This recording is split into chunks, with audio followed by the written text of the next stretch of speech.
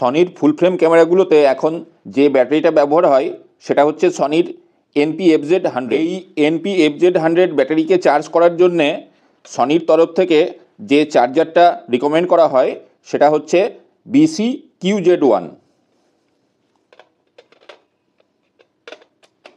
এই চার্জারটা যথেষ্ট শক্তপোক্ত এবং রিলায়েবল, কিন্তু সমস্যা যেখানে সেটা হচ্ছে যে এই চার্জারে শুধুমাত্র একবারে একটা ব্যাটারিকেই চার্জ করা সম্ভব এবং এই চার্জারটাকে কখনোই আপনি পাওয়ার ব্যাংক থেকে চার্জ করতে পারবেন না।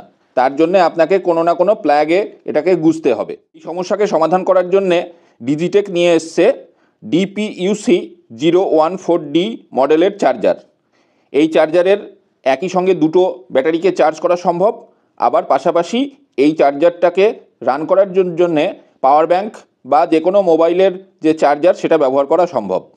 ডিজিটেকের এই চার্জারটা যে বক্সের মধ্যে আসে সেটা ওপেন করলেই এর মধ্যে দুটো জিনিসই পাওয়া যায়, একটা হচ্ছে এই চার্জারটা আর তার সঙ্গে একটা কেবল। এই হচ্ছে চার্জারটা। এখানে চ্যানেল 1 চ্যানেল 2 রয়েছে। এখানে একই সঙ্গে দুটো NP-FZ100 ব্যাটারিকে একসঙ্গে চার্জ দেওয়া যাবে। আর চার্জিংয়ের জন্যে Type-C কেবল এবং মাইক্রো USB কেবল যে কোনো একটা কেবলই ব্যবহার করা যাবে। এখন আমরা দেখে নেব এই ডিজিটেকের যে DPUC014D এই চার্জারটাতে কিভাবে দুটো ব্যাটারি একসঙ্গে চার্জ করা সম্ভব, তাও আবার পাওয়ার ব্যাংক থেকে। দুটো NP-FZ100 ব্যাটারি আমি এই ডিজিটেকের চার্জারের মধ্যে ইনপুট করে দিলাম। এখানে আছে আমাদের পাওয়ার ব্যাংক।